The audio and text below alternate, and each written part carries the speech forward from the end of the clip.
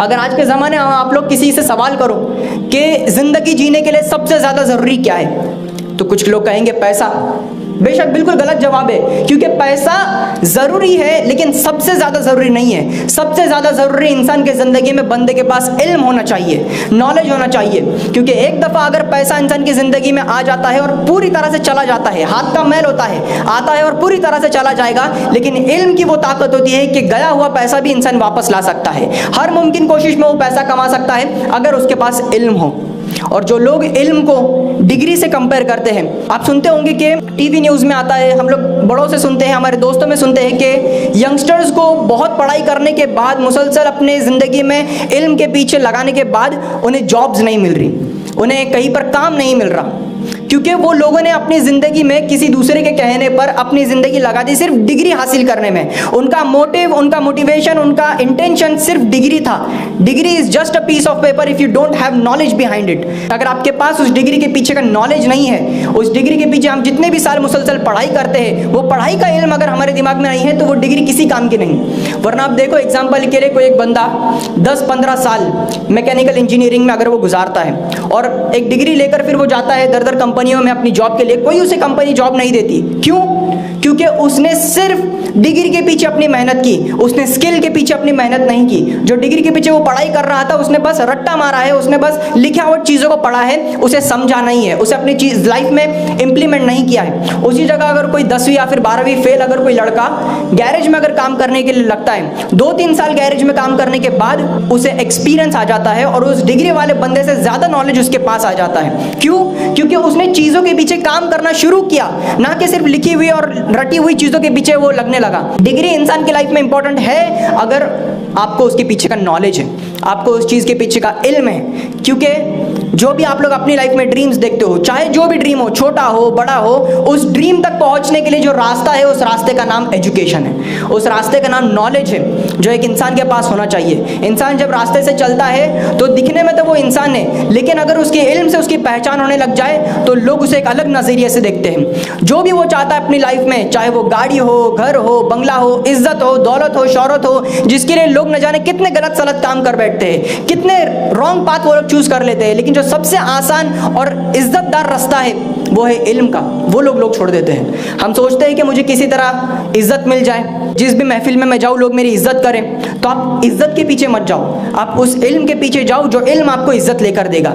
सिर्फ आपकी ही नहीं, जब लाइफ में इंसान किसी एक मुकाम तक पहुंच जाता है, किसी एक लेवल तक रीच हो जाता है, वो पहुंच जाता है किसी टॉप लेवल पर, तो वो बंदा जिन लोगों के साथ रहता है उन लोगों का भी नाम रोशन होता है। हम जिन दोस्तों के साथ रहते हैं, हम जिन लोगों के साथ रहते हैं, जो हमारे कलीग्स होते हैं, जो हमारे रिलेटिव्स होते हैं, जो हमारे पड़ोसी होती है, खासकर जो हमारे माँ बाप होते हैं, उनका नाम हम रोशन करते हैं इनडायरेक्टली।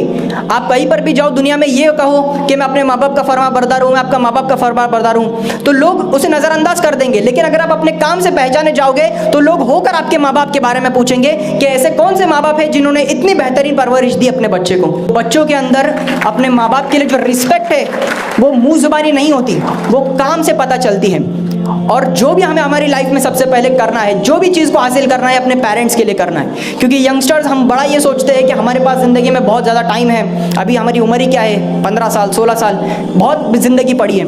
यकीनन हमारे पास बहुत टाइम है, लेकिन जो हमारे पेरेंट्स हैं, जो हमारे माँ बाप हैं, उनके पास टाइम कम होते चला जा रहा है।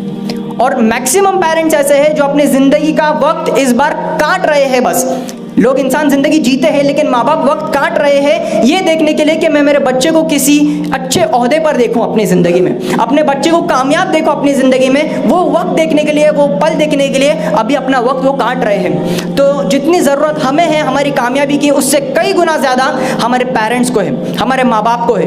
क्योंकि माँ बाप, ये उन लोगों का नाम ले रहा हूँ मैं, वालिदैन, जब बच्चा पैदा होता है तो उस वक्त से वो अपने लिए जीना छोड़ देते हैं। हम सोचते हैं ना कि अगर मैं इस यहाँ पर एनुअल फंक्शन में आ रहा हूँ तो मैं कैसा दिख रहा हूँ, मेरे कपड़े कैसे हैं, मेरे जूते कैसे हैं, मेरा दिखावा, मेरा पहरावा कैसा है। तो माँ बाप ये कभी नहीं सोचते अपनी पूरी ज़िंदगी में एक दफ़ा उनका बच्चा इस दुनिया में आ जाए। सारी मुमकिन कोशिश करते हैं वो अपने बच्चे को बेस्ट एजुकेशन दिलाने की। एक बाप की पूरी मुमकिन कोशिश होती है कि वो अपने बच्चे को बेहतर से बेहतर पिलाए, अपने बच्चे को बेहतर से बेहतर एजुकेशन दे, अपने बच्चे को बेहतर से बेहतर ज़िंदगी में आगे लेकर जाए। एक माँ की ये पूरी कोशिश होती है हैं कि वो अपने आप को छोड़कर, अपनी सेहत को छोड़कर, अपने वक्त को छोड़कर अपने बच्चे को अच्छा से अच्छा खाना खिलाए, उसे अच्छी से अच्छी परवरिश दे, उसे दीनी और दुनियावी तालीम में दोनों में आगे बढ़ाए, उसके लिए मुसलसल दुआ करते रहे। ये माँ बाप की फिक्र होती है। बहुत कम ऐसे पेरेंट्स होते हैं जो अपने बच्चे के टैलेंट को नहीं पहचानते, लेकिन ज़्यादातर पेरेंट्स अपने बच्चों को सिर्फ अच्छे मुकाम पर देखना चाहते हैं। तो आप लोग अपनी लाइफ में जितने भी सक्सेस चाहो या फिर जो भी ड्रीम्स अचीव करना चाहो, उसका रास्ता इल्म है। और एक दफ़ा बंदे के पास अगर इल्म आ जाए तो उसकी एक जिम्मेदारी बनती है, एक फ़र्ज़ बनता है। वो फ़र्ज़ ये होता है कि वो अपने उस इल्म को लोगों को बांटने में अपने आप को कंट्रीब्यूट कर दे।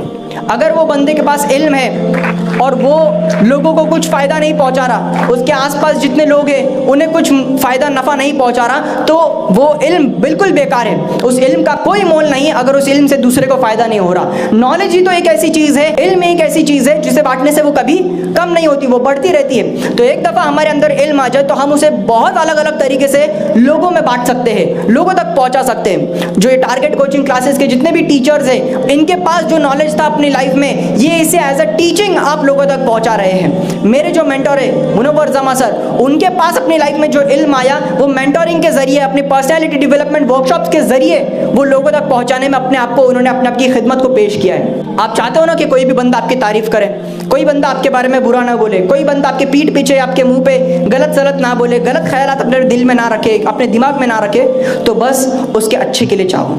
क्योंकि एक पेड़ की तारीफ तभी की जाती है जब वो किसी धूप में बंदे को छा देने का काम आए। एक पेड़ की तारीफ तभी की जाती है जब वो किसी भूखे को फल देकर उसका पेट भरने में काम आए। एक पेड़ की तारीफ तभी की जाती है जब वो किसी मरीज को दवाई बनकर उसके काम आए, वरना तो फिर वो बस एक लकड़ी का टुकड़ा है। एक पेड़ क्या है? एक लकड़ी का टुकड़ा है। लेकिन जब तक वो इंसान की जरूरत के काम नहीं आता तब तक हम पेड़ को बचाते नहीं है, तब तक हम पेड़ की रखवाली नहीं करते। उसी तरह इंसान के मुंह से अगर आप अपने लिए अच्छे अल्फाज सुनना चाहते हो, अगर अपनी अच्छी तारीफ सुनना चाहते हो, तो उसके लिए हेल्प करना शुरू करो, उसकी मदद करना शुरू करो, जो इल्म आपके पास है उसे बांटना शुरू करो। मैं ये नहीं कह रहा कि आप लोग किसी के लिए काम करो। Don't start working for others, start helping others and then indirectly others will start working for you. अपनी लाइफ में आप किसी के लिए काम मत करो, बस ये इंटेंशन, ये नियत रखो अपने दिमाग में कि मैं जो कुछ कर रहा हूँ ना वो लोगों के मदद के लिए कर रहा हूँ, वो लोगों के नफ़े के लिए कर रहा हूँ, जिसका सिला मुझे अल्लाह ताला ज़रूर देगा, चाहे दुनिया में चाहे आखिरत में। जो इल्म मेरे पास है मैं उसे लोगों तक बांटना शुरू करूँगा। हमें अपना टाइम उन चीज़ों में बिताना है जो चीज़ हमें इंशाल्लाह फ्यूचर में जाकर रिटर्न ला कर दे, जो चीज़ें हमारे लिए फ़ायदेमंद हो, जो चीज़ें हमें बिल्ड करने में, हमारी पर्सनैलिटी को बिल्ड करने में हमें काम आए। वरना पहले ज़माने में मुजरा हुआ करता था, आज हमारे मोबाइल में हम देखते हैं तो उसे हम रील्स का नाम दे देते हैं, हम उसे वीडियोस डांस का नाम दे देते हैं। क्योंकि इंसान को डिस्ट्रैक्ट करना बहुत आसान है। जब शैतान ने अल्लाह ताला से एक चीज़ मांगी थी, जब शैतान और अल्लाह ताला आपस में दुश्मनी हो गई थी उनकी, तो उस वक्त शैतान ने एक छोटी सी चीज़ मांगी अल्लाह से, वो थी इंसान के दिल में एक छोटी सी जगह। वो जगह की वजह से वो हर मुमकिन कोशिश करता है कि वो इंसान को पूरी तरह से डिस्ट्रैक्ट करे, वो इंसान को पूरी तरह से डाइवर्ट करे, अब उसका ध्यान भटका दे। लेकिन शैतान ये तभी करता है जब वो ये जान जाता है कि बंदा सही रास्ते पर है, आपका दिमाग, आपका ध्यान डाइवर्ट किया जा रहा है, तो उससे बचो। इंसान के पास सबसे बड़ा हथियार है उसका सेल्फ कंट्रोल। उसके दिमाग के ऊपर, उसके दिल के ऊपर, उसके नफ्स के ऊपर अगर उसका सेल्फ कंट्रोल आ जाए तो वो पूरी दुनिया को फतह कर सकता है। जो दौर हमारा पहला हुआ करता था उसे हम रिपीट कर सकते हैं, just because having control over our heart and our mind. मैं खुद एक 11th स्टैंडर्ड का स्टूडेंट हूँ। टू बी ऑनेस्ट मैं बताऊँ कि आज से कुछ सालों पहले जब मैंने अपनी जर्नी शुरू की थी लॉकडाउन में यूट्यूब वीडियोज़ बनाकर, उस वक्त मैं ये सोचा करता था, बस अपनी लाइफ में थिंक किया करता था कि मैं अभी तो वीडियोज़ में बोल रहा हूँ, मैं अभी वीडियोज़ में कुछ चीज़ें लिख कर, कुछ पॉइंट्स लिखकर बोल रहा हूँ, लेकिन मेरी ये जो स्किल है, मेरे पास जो ये नॉलेज है पब्लिक स्पीकिंग का, इसे मैं लोगों तक बांटना कैसे शुरू करूँ, इसे मैं लोगों तक पहुँचाना कैसे शुरू करूँ। क्योंकि दुनिया की, वर्ल्ड की सबसे बड़ा फियर, सबसे बड़ा डर, world's biggest fear is public speaking. कुछ बच्चे जो स्टेज पर आते हैं, जैसे आज टारगेट कोचिंग क्लासेस के कई बच्चों ने स्टेज पर आकर परफॉर्म किया, माशाल्लाह बहुत ही बेहतरीन तरीके से उन्होंने परफॉर्म किया, जिससे उनके भी नॉलेज में इजाफा हो और ऑडियंस को भी एक बहुत ही अच्छा मैसेज मिले। इंसान के पास दो चीज़ें हो सकती है, या तो वो माइक पकड़कर अपने आप को रिप्रेजेंट कर सकता है या फिर कलम पकड़कर अपने आप को रिप्रेजेंट कर सकता है। अगर बच्चे स्टेज के ऊपर आकर अच्छे से नहीं बोल पाते तो कोई बात नहीं, कलम में उनकी ताकत होती है। कुछ बच्चे अपना रिजल्ट अपने आप को लिखकर अपने एग्जाम्स के जरिए अपना टैलेंट शोकेस करते हैं। या फिर कुछ बच्चे अगर एग्जाम में अच्छे से नहीं कर पाते अगर परफॉर्म, तो वो स्टेज पर आते हैं और अपनी बातों से लोगों को मुतासिर करते हैं, अपनी बातों से लोगों का दिल जीतते हैं। That is their hidden talent. अपने आप को कभी भी किसी से कंपेयर मत करो कि फलाना बंदा बहुत अच्छा कर रहा है, फलाने बंदे के पास सारी चीजें हैं, मेरे पास क्यों नहीं है। कई बच्चे यहाँ पर ऐसे हैं, कई स्टूडेंट्स यहाँ पर ऐसे हैं कि मेरे पास जो स्किल है वो उनके पास नहीं है और उनके पास जो स्किल है वो मेरे पास नहीं है। हर एक बंदे के पास अलग स्किल है, हर एक बंदे के पास अलग टैलेंट है। अगर वो उसके पीछे काम करना शुरू हो जाए, अगर वो उस चीज़ के पीछे मेहनत करना शुरू हो जाए, जितने जल्दी हो सके उतना अच्छा है। क्योंकि मैंने कहा कि हमारी कामयाबी की देर सबसे ज़्यादा हमारे पेरेंट्स को है, हमारे माँ बाप को है। जो कुछ करना है सबसे पहले उनके लिए करना है। आप सोचो अपनी लाइफ में अगर इसी तरह कोई भी एक मोटिवेशनल स्पीकर आपके सामने आ जाए, वर्ल्ड का बेस्ट मोटिवेशनल स्पीकर आ जाए और 10 घंटे आप लोगों के सामने आपको मोटिवेशन दे, कुछ फ़ायदा नहीं हो सकता। क्योंकि आवाज़ अंदर से आनी चाहिए। सेल्फ मोटिवेशन जब तक आपका अंदर से नहीं जागता, अगर जब तक आपको अंदर से रियलाइजेशन नहीं होता है कि मैं अपनी लाइफ में कुछ और करने के लिए बना हूं और मैं क्या कर रहा हूं अपनी लाइफ में, तब तक आप अपनी लाइफ में कुछ कर नहीं सकते। वरना मोटिवेशन तो सोडे की बोतल खोलने जैसा होता है, जैसे ही वो खोलते हैं तो छपाक से सारा फेस ऊपर आता है और फिर नीचे चला जाता है। जो सेल्फ रियलाइजेशन होता है, जो सेल्फ मोटिवेशन होता है, बंदे के अंदर से जो आवाज़ आती है, वो आवाज़ एक बार बंदे के अंदर आ जाए तो कभी आवाज़ बंद नहीं होती और उसका जलवा पूरी दुनिया देखती है इंशाल्लाह। मैं ताज्जुब करता हूं कि अगर मैं 11th स्टैंडर्ड में रहकर ये कर सकता हूं तो मेरे से भी और कई ज़्यादा बच्चे हैं, कई ज़्यादा स्टूडेंट्स हैं जो मेरे से भी ज़्यादा काबिलियत रखते हैं। इंशाल्लाह लाइफ में अल्लाह ताला उन्हें मेरे से भी और कई बुलंद दर्जात अता फरमाए और उनकी जो टैलेंट है, उनकी जो स्किल है, उससे लोगों को फ़ायदा पहुँचे। At last I would like to end up my talk with a few motivating lines and it goes like, मुश्किलों से भाग जाना आसान होता है, हर पहलू ज़िंदगी का इम्तिहान होता है।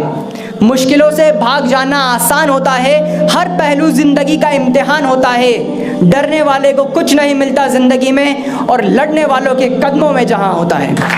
जज़ाकल्लाहु खैर and have a wonderful day.